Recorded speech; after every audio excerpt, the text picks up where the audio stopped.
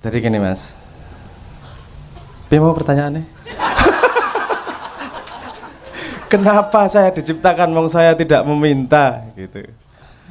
Dalam seumur hidup Anda pernah meminta ngising nggak mas?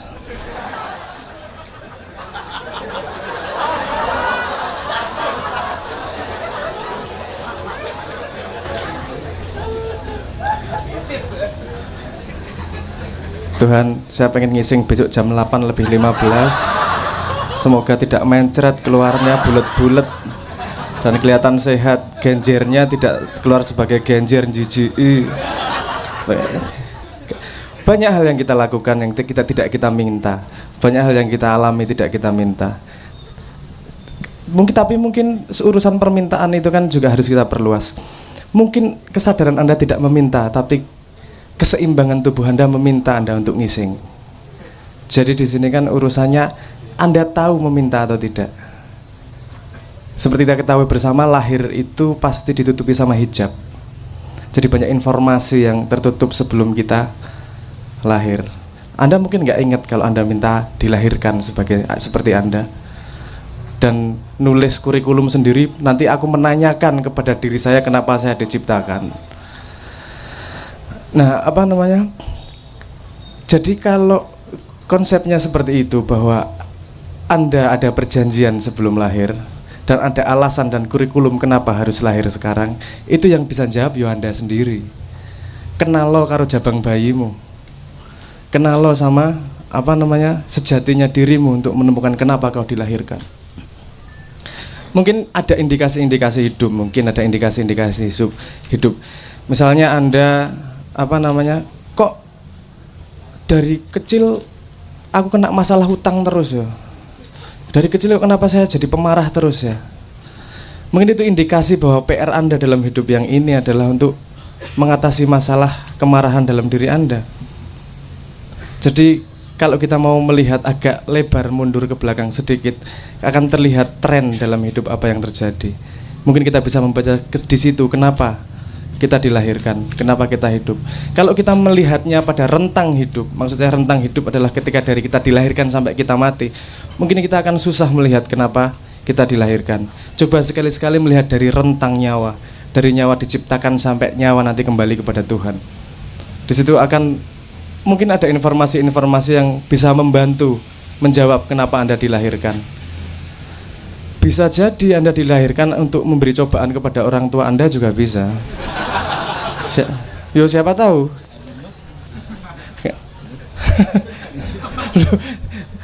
Bukan berarti bahwa itu adalah hal yang buruk. Hal yang buruk sama hal yang baik lagi-lagi dari sudut pandangnya, lagi-lagi dari resolusi kameranya. Saya kemarin sudah ngomong tentang resolusi kebenaran ya, konstruksi kebenaran, di mana kebenaran bisa berbentuk bermacam-macam dan bisa blur atau tidak tergantung resolusi Anda melihatnya. Kalau Anda mau melihat pasir dengan ketika Anda baru bisa melihat perbedaan antara kerakal, Anda tidak akan bisa membedakan apa itu pasir. Anda butuh resolusi yang lebih tinggi. Resolusi yang lebih tinggi bagaimana? Dengan mengenali diri Anda sendiri dan bisa melihat apa yang halus di baliknya ternyata PR Anda dalam hidup Anda. Itu sepertinya jawaban, itu pertanyaan bersama dengan jawaban unik masing-masing yang harus dijawab. Ya, di situ ketika Anda menemukan dirimu, maka di situ Anda menemukan Tuhan. Nggak bisa ketika Anda menemukan diri teman Anda menemukan Tuhannya teman Anda nanti. Nah, mungkin jawaban saya yang tidak memuaskan ini adalah bagian dari tugas Anda. Kenapa Anda dilahirkan agar mumet. Matur nuwun. Sebentar Mas Abrang, ini satu lagi sepertinya perlu sampean yang jawab juga. Soal rasio, kayaknya di sebelah sana Mu'tazilah itu. Jadi satu sisi Tuhan mengatakan laisa kamislihi syai'un, ia tidak seperti apa yang digambarkan. Satu sisi ia nurun ala nurin gitu. Dia cahaya di atas cahaya. Sejauh ini apa sih pencapaian manusia soal yang berangkat dari rasio tentang ketuhanan tersebut? Mungkin pertanyaannya seperti itu. Kok diuncal kayak gini soal film loh, yuk menjawab ngene-ngene. Ya, oke,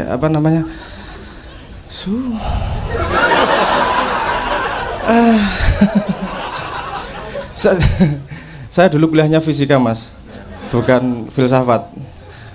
Tapi filsafat itu akarnya fisika ya. Jadi mau tidak mau ya kudu tanggung jawab iki.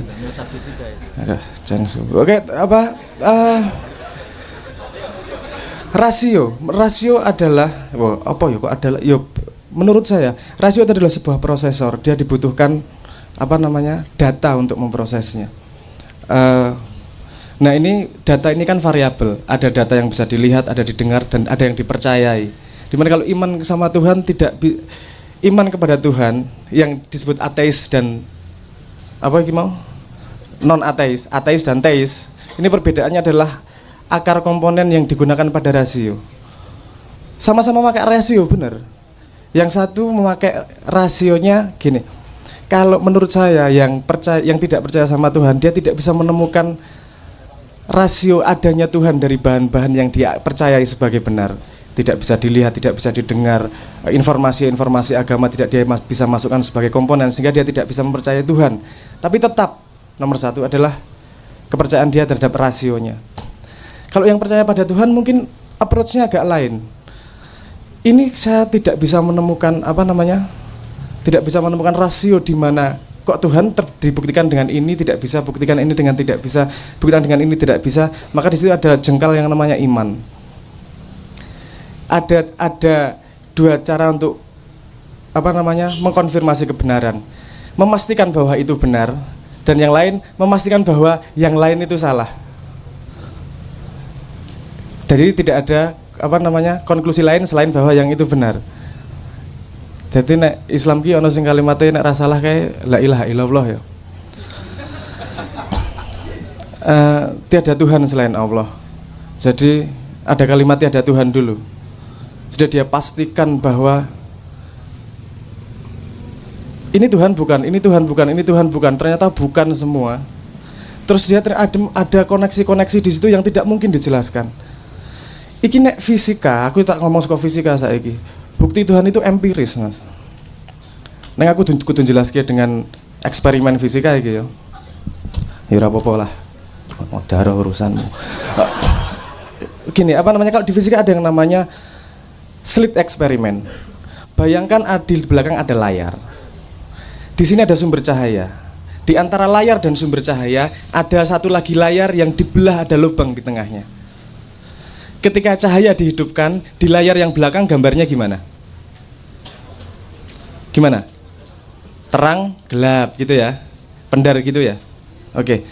Sekarang dibuat percobaan lagi, lubangnya ada dua, double slit eksperimen namanya. Double slit, slitnya ada dua. Slit ya, dudu silit. Lubang, ya memang bentuknya kayak silit sih, tapi slit maksudnya. Jadi ada dua lubang cahaya di situ yang ditembakkan cahayanya. Cret. Di belakangnya gimana gambarnya? Terang, gelap, tapi dua garis gitu. Tidak, yang terjadi tidak seperti itu. Yang terjadi adalah gelap, terang, gelap, terang, gelap, terang, gelap, terang. Ini signifikansinya apa? Kalau yang satu terang dan sampingnya sama-sama gelap, itu sifatnya kan seperti partikel. Koyo pasir, dilempar situ, yang paling tengah terang, yang samping gelap. Kalau yang tiba-tiba garis hitam putih itu tadi, itu sifatnya seperti gelombang. Kalau gelombangnya seperti neng banyu kayak loh, ada gelombang, ada dua lubang, nanti saling bertabrakan. Kalau yang saling menguatkan dia jadi terang, yang saling menghancurkan dia jadi gelap. Gelap terang, gelap terang. Ini sama-sama cahaya tapi punya dua sifat. Yang satu sifatnya partikel, yang satu sifatnya gelombang. Terus dibuatlah eksperimen. Ini kalau dia partikel kan ada partikel terkecilnya di cahaya yang disebut sebagai foton namanya.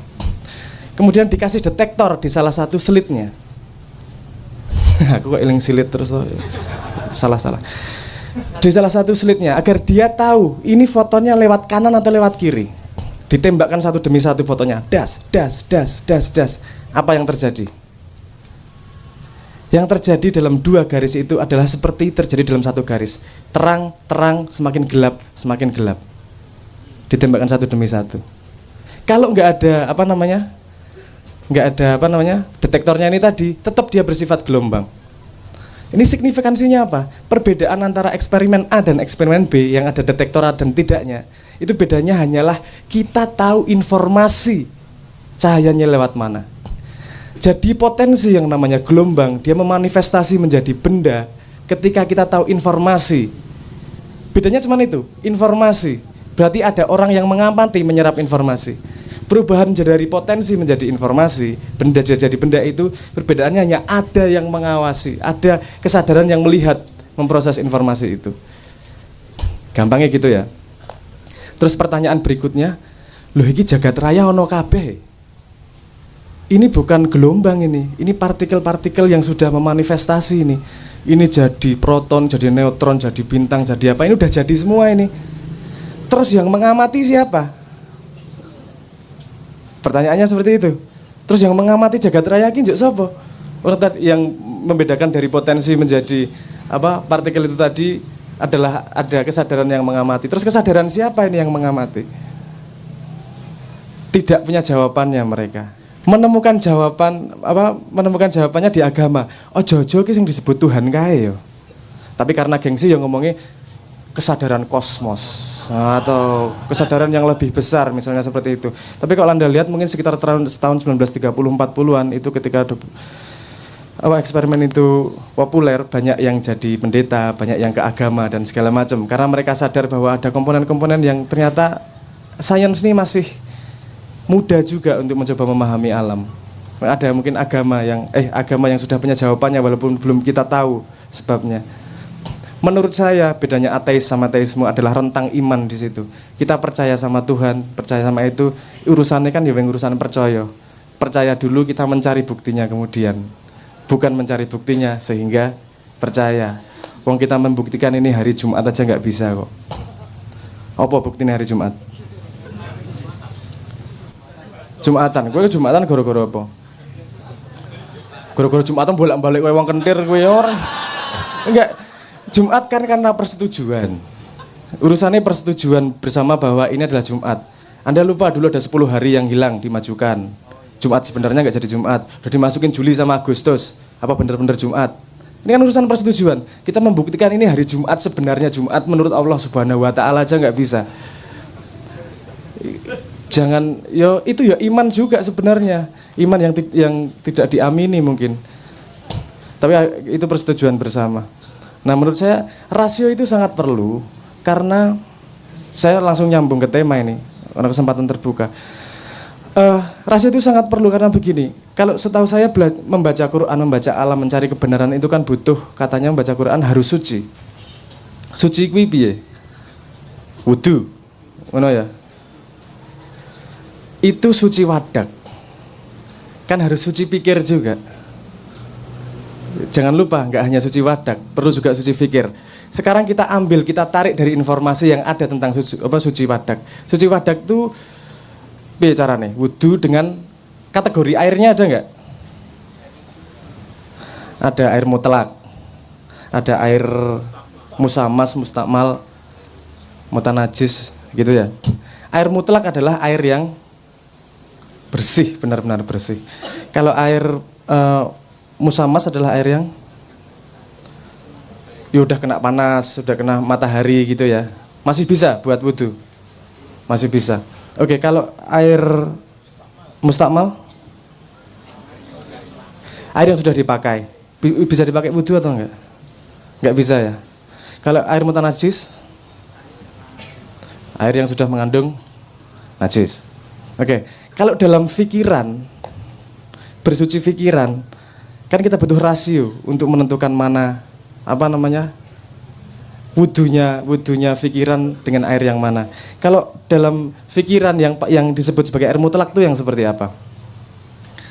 Ini nyambung kepada dulu Cak Nun pernah ngomong bahwa ilmu paling murni itu ya disiplin matematika.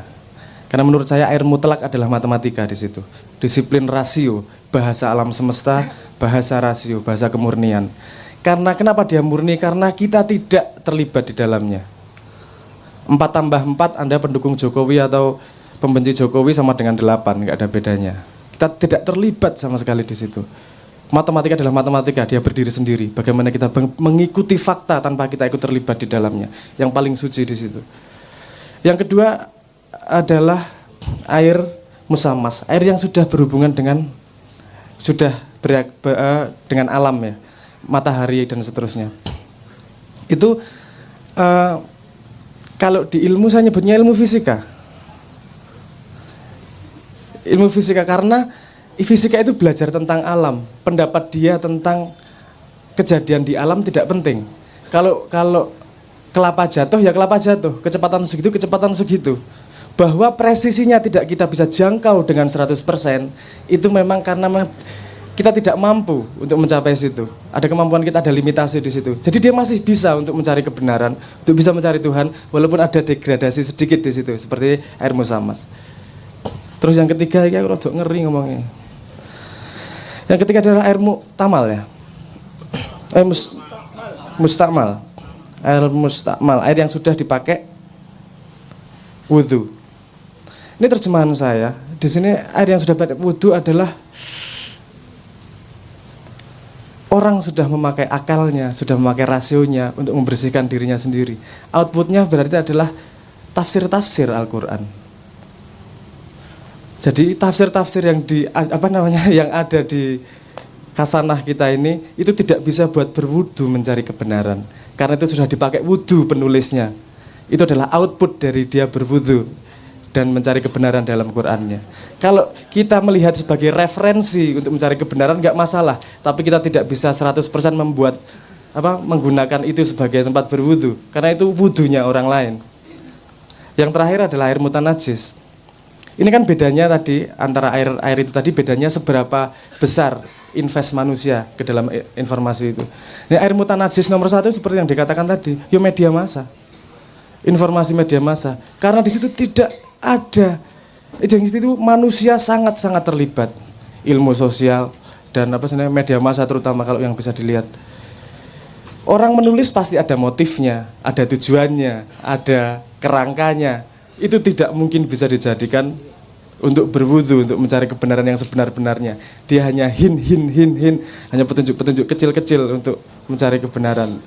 Nah, jadi rasio amat sangat penting, bukan cara menggunakan rasionya itu sendiri. Rasio digunakan untuk menganalisa guna rasio itu sendiri. Ya, begitulah sedikit banyak.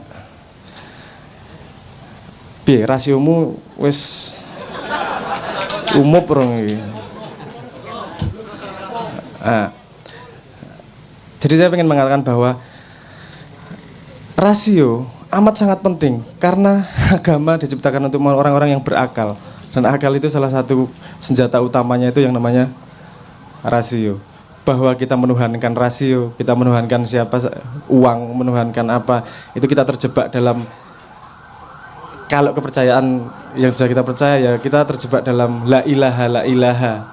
Tapi diperlukan itu mungkin dalam perjalanan setiap orang, karena PR orang masing-masing untuk menemukan ilallahnya, asal tidak pernah kita berhenti mencari dalam hidup kita. Ngoten dhisik. Matur nuwun. Assalamualaikum warahmatullahi wabarakatuh. Baik, terima kasih Mas Abrang.